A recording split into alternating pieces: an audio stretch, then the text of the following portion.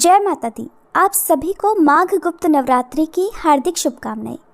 अधिकतर लोग केवल प्रकट नवरात्रि के बारे में ही जानते होंगे, लेकिन गुप्त नवरात्रि के बारे में बहुत कम लोगों को पता है। साल भर में देखा जाए तो कुल 4 बार नवरात्रि व्रत पड़ते हैं, जिनमें 2 प्रकट और 2 गुप्त नवरात्रि होती हैं, एक माघ के महीने में और एक आषाढ़ के महीने में। गुप्त नवरात्रि के दिनों में 10 महाविद्याओं की पूजा की जाती है। इस बार साल 2024 में माघ गुप्त नवरात्रि 10 फरवरी से प्रारंभ होगी और 18 फरवरी को समाप्त हो जाएंगी। इस तरह से इस बार तिथियों की घटबढ़ के कारण नवरात्रि के जो व्रत हैं वो 10 दिनों के ना होकर केवल 9 दिनों के ही होंगे। जो लोग भी गुप्त नवरात्रि के पूरे उपवास रखना चाहते हो या केवल पहला और आखिरी यानी जोड़े से उपवास रखना चाहते हो, उन्हें व्रत की तिथियों का सही पता जरूर होना चाहिए कि किस दिन किस महाविद्या की पूजा की जाएगी। आप महाविद्याओं के अलावा माँ भगवती के जो 9 अलग अलग स्वरूप हैं, उनकी पूजा भी गुप्त नवरात्रि के दिनों में कर सकते हैं। आज गुप्त नवरात्रि का पहला दिन है और आज महाविद्या माँ काली की पूजा का दिन है। इस बारे में आपको विस्तार पूर्वक बताने से पहले मैं आपको तिथियों के बारे में बता देती हूँ कि इस बार कौन सी तिथि में कौन सी देवी की या कौन सी महाविद्या की पूजा की जाएगी। गुप्त नवरात्रि के पहले दिन माँ काली, दूसरे दिन माँ तारा, तीसरे दिन माँ त्रिपुर सुंदरी, चौथे दिन माँ भुवनेश्वरी, 5वें दिन माँ छिन्नमस्ता, 6ठे दिन माँ त्रिपुर भैरवी, 7वें दिन माँ धूमावती, 8वें दिन माँ बगलामुखी, 9वें दिन माँ मातंगी और 10वें दिन माँ कमला देवी की पूजा की जाती है।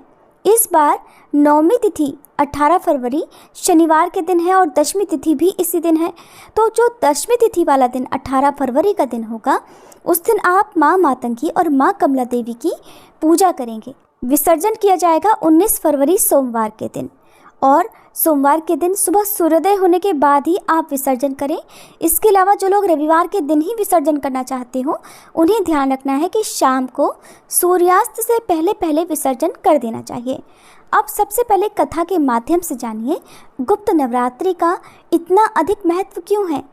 गुप्त नवरात्रि सबसे अधिक फलदायी क्यों है, क्यों हमारी कोई भी साधना, कोई भी मनोकामना गुप्त नवरात्रि में की गई पूजा पाठ से बहुत जल्दी पूर्ण हो जाती है। पौराणिक कथा के अनुसार एक समय श्रृंगी ऋषि भक्तजनों को दर्शन दे रहे थे। तभी अचानक भीड़ में से एक स्त्री निकल कर आई और हाथ जोड़कर श्रृंगी ऋषि से बोली कि हे महाराज, मेरे पति दुर्व्यसनों से सदा घिरे रहते हैं, जिस कारण मैं कोई पूजा पाठ नहीं कर पाती, धर्म और भक्ति से जुड़े हुए पवित्र कार्य भी नहीं कर पाती, यहाँ तक कि मैं ऋषि मुनियों को उनके हिस्सों का अन्न भी समर्पित नहीं कर पाती। हे महाराज, मेरा पति मांसाहारी है, जुआरी है, लेकिन मैं माँ दुर्गा की सेवा करना चाहती हूँ। माँ दुर्गा की सेवा भक्ति साधना से अपने और अपने परिवार के जीवन को सफल बनाना चाहती हूँ। ऋषि श्रृंगी महिला की भक्तिभाव से बड़े प्रभावित हुए। उन्होंने उस स्त्री को आदरपूर्वक उपाय बताते हुए कहा कि वासंतिक और शारदीय नवरात्रि से तो आप सभी परिचित हैं, लेकिन इसके अलावा 2 नवरात्रि और भी होती हैं, जिन्हें गुप्त नवरात्रि कहा जाता है। श्रृंगी ऋषि ने बताया कि प्रकट नवरात्रि में 9 देवियों की उपासना होती है और गुप्त नवरात्रि में 10 महाविद्याओं की साधना की जाती है। तब ऋषि ने स्त्री को आगे बताया कि अगर कोई भी लोभी स्वभाव वाला मांसाहारी मनुष्य भी अगर गुप्त नवरात्रि में सच्चे मन से माँ की पूजा अर्चना करे, तो माँ उस पर प्रसन्न होकर उसके जीवन को खुशहाल बना देती है, उसकी सारी मनोकामनाएं भी पूर्ण कर देती हैं। लेकिन ध्यान रहे कि इस पूजा के बारे में ज़्यादा किसी से भी चर्चा ना की जाए। जहाँ तक हो सके सभी से गुप्त रहकर इन दिनों साधना करनी चाहिए, उपवास रखना चाहिए। ऋषि श्रृंगी के बताए हुए इस उपाय को सुनकर वह महिला बहुत प्रसन्न हो गई। उसने श्रृंगी ऋषि को धन्यवाद किया और फिर उनके कहे अनुसार ही पूरी श्रद्धा से गुप्त नवरात्रि में माँ की आराधना की, जिसके प्रभाव से माँ भगवती की उस पर कृपा हुई और उसके पति ने मांसाहार, जुआ, नशा इत्यादि करना छोड़ दिया और वह भी अपनी पत्नी की तरह ही माँ भगवती की उपासना करने लगा। धीरे धीरे उनके परिवार में खुशहाली छा गई और उनके घर में जो दरिद्रता का वास था वह भी दूर हो गया। गुप्त नवरात्रि के पहले दिन कलश की स्थापना भी की जाती है, लेकिन कलश की स्थापना करना सभी के लिए अनिवार्य नहीं है। अगर आपके घर के मंदिर में इस तरह की व्यवस्था है कि आपके घर में यदि कोई बाहर से व्यक्ति आता है तो आपके मंदिर में रखा हुआ कलश किसी को यदि ना दिखाई दे तब तो आप कलश की स्थापना कर सकते हैं, क्योंकि अगर आपने कलश की स्थापना की है, बाहर से कोई भी व्यक्ति आकर आपकी की गई पूजा को देखता है या स्थापित कलश को देखता है तो फिर गुप्त नवरात्रि गुप्त नहीं रह जाती है, क्योंकि गुप्त नवरात्रि के पूरे 9 दिन तक आपको एकदम गुप्त रहकर अपनी पूजा करनी होती है या उपवास रखने होते हैं। इन दिनों की गई पूजा या उपवास का किसी को भी पता अगर नहीं चलता है तभी ये व्रत सफल होते हैं।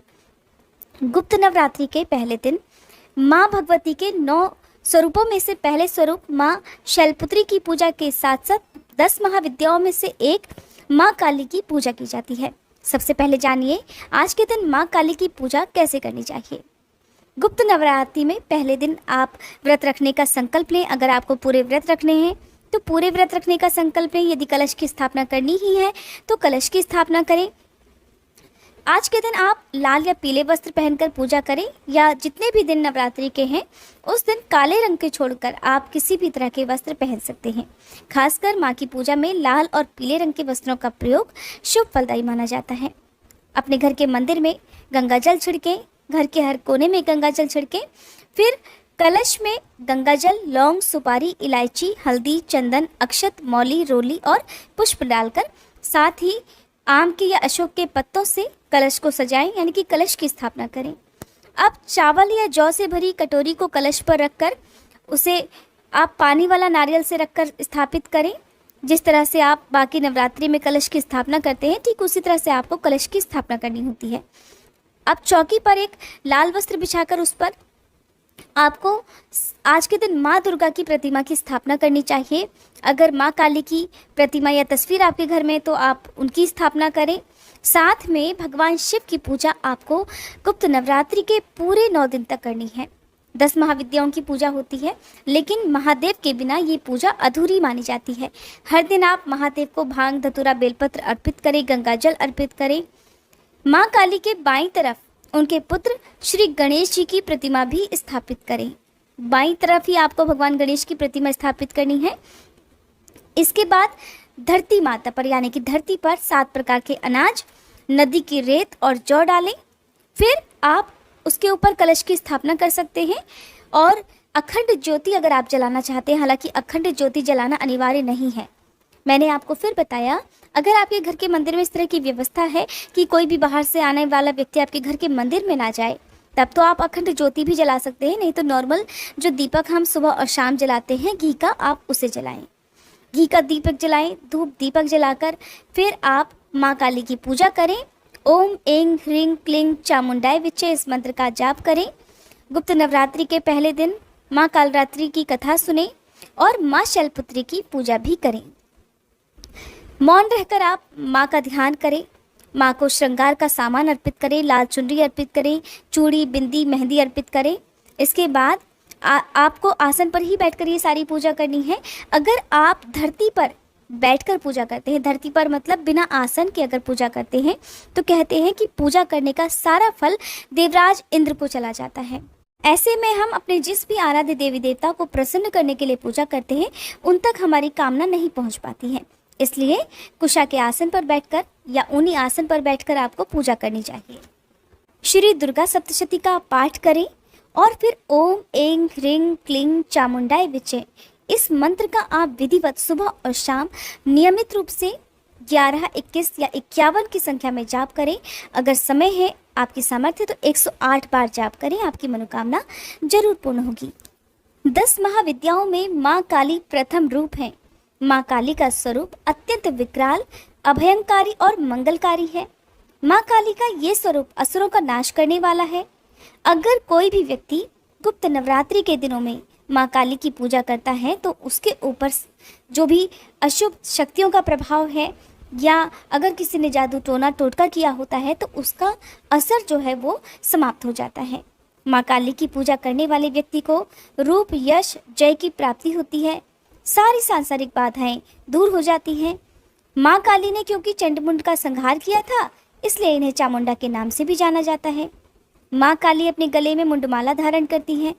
इनके एक हाथ में खड्ग, दूसरे हाथ में त्रिशूल और तीसरे हाथ में कटा हुआ सिर होता है। माँ दुर्गा ने रक्तबीज नाम के असुर का वध करने के लिए काली का अवतार धारण किया था। 10 महाविद्याओं में माँ काली प्रथम महाविद्या है। जो लोग तंत्र शक्तियाँ प्राप्त करना चाहते हो उन्हें गुप्त नवरात्रि के पहले दिन विशेष रूप से माँ काली की पूजा करनी चाहिए। इसके साथ ही माँ काली अपने भक्तों की सारी मनोकामनाएं भी पूर्ण करती हैं। पौराणिक कथा के अनुसार एक बार दारुक नाम के राक्षस ने ब्रह्मा जी को प्रसन्न करके उनसे वरदान प्राप्त किया और देवताओं तथा ब्राह्मणों को प्रताड़ित करना प्रारंभ कर दिया और स्वर्गलोक पर भी अधिकार कर लिया। जिसके बाद सभी देवता भगवान विष्णु और ब्रह्मा जी के पास गए। ब्रह्मा जी ने सभी देवताओं को बताया कि इस दुष्ट का संहार केवल एक स्त्री ही कर सकती है। जिसके बाद सभी देवता भगवान शिव के पास गए और उन्होंने भगवान शिव को अपनी समस्या बताई। जिसके बाद भगवान शिव ने देवी पार्वती की ओर देखा। देवी पार्वती भगवान शिव की बात पर मुस्कुराई और अपना एक अंश भगवान शिव में प्रवाहित कर दिया। जिसके बाद भगवान शिव के कंठ से विष से उस अंश ने अपना आकार धारण किया और फिर भगवान शिव ने अपना तीसरा नेत्र खोल दिया। उनके इस नेत्र से विकराल रूप वाली माँ काली उत्पन्न हुई। माँ काली के ललाट में तीसरा नेत्र और चंद्ररेखा थी। माँ काली के भयंकर और विकराल रूप को देखकर देवता और सिद्धलोक भय के मारे भागने लगे।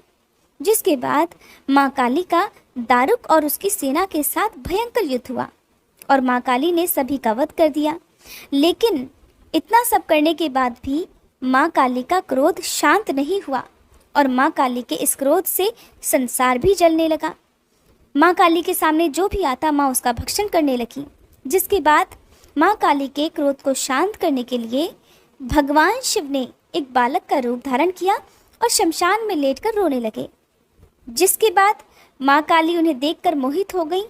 इसके बाद माँ काली ने बालक रूपी भगवान शिव को अपने गले से लगाकर अपना दूध पिलाया। जिसके बाद उनका क्रोध भी शांत हो गया। हालांकि कुछ कथाओं में ये भी वर्णन मिलता है कि माँ काली का क्रोध शांत करने के लिए भगवान शिव उनके पैरों के नीचे आकर लेट गए थे। जब माँ काली का पैर भगवान शिव के ऊपर पड़ा तब उनका मुंह आश्चर्य से खुला रह गया और उसके बाद उनका क्रोध भी शांत हो गया। तो इस तरह से जो भी भक्त गुप्त नवरात्रि के पहले दिन इस कथा को पढ़ते हैं या सुनते हैं, दूसरों को सुनाते हैं, माँ काली की कृपा सदा उन पर बनी रहती है। पहले दिन आप पूजा करें और हो सके तो किसी एक छोटी कन्या को कुछ न कुछ मीठा, कोई भी चाहे फल हो या मिठाई हो, वो खाने को जरूर दें। गुप्त नवरात्रि के व्रतों में अंतिम दिन कन्या पूजन अपने घर पर नहीं किया जाता है। कन्याओं को घर पर आमंत्रित नहीं किया जाता है, इस बात का आपको ध्यान रखना है। गुप्त नवरात्रि के अंतिम दिन आप गुप्त नवरात्रि व्रत का पारण करने के लिए आसपास दूर दूर